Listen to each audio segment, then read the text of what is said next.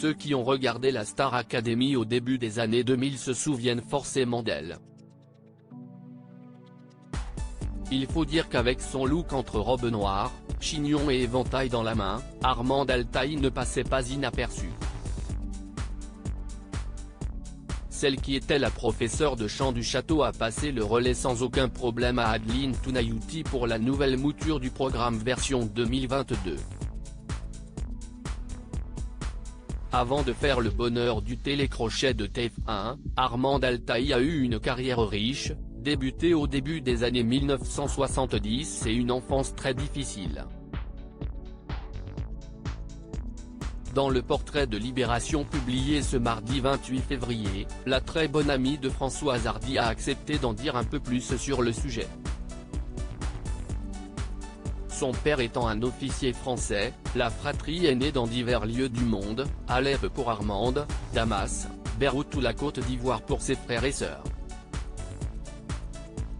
Un drame familial a finalement poussé la famille à se séparer, le père étant parti en Indochine, la mère et les enfants ont débarqué à Marseille.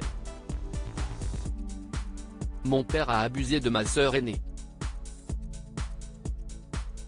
C'était épouvantable, a-t-elle expliqué sur ce terrible drame. Une jeunesse très compliquée ne souhaitant visiblement pas s'épancher plus sur le sujet, tout juste concédera-t-elle qu'elle n'a plus revu son père pendant très longtemps. Pour autant, sa jeunesse n'est pas évidente, même avec le départ de ce dernier. Sa mère, couturière, a élevé seule ses enfants. Elle nous chauffait avec des boîtes de lait Gigos, avec du gravier dedans et de l'alcool à brûler, ce n'était pas drôle du tout, a expliqué au quotidien celle qui a donné des cours de chant à Étienne Dao. La jeune fille rêve de culture, de peinture, mais ce sont la musique et le théâtre qui ont fini par la rattraper. Entre le début de sa carrière en 1971, à 28 ans, et l'arrivée de la star AC en 2001, Armande Altaï a vécu une carrière faite de hauts et de bas, entre première partie de Claude François, comédie musicale gospel, duo avec Jacques Higelin ou cours de chant.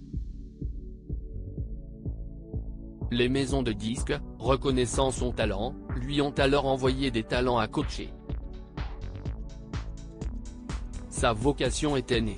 Elle a ainsi acquis une certaine notoriété dans le milieu, qui lui a valu la proposition du télécrochet. Aujourd'hui, à 79 ans, la professeure de chant vit avec une petite retraite de 900 € par mois, mais refuse de se plaindre car elle est propriétaire et peut encore donner des cours.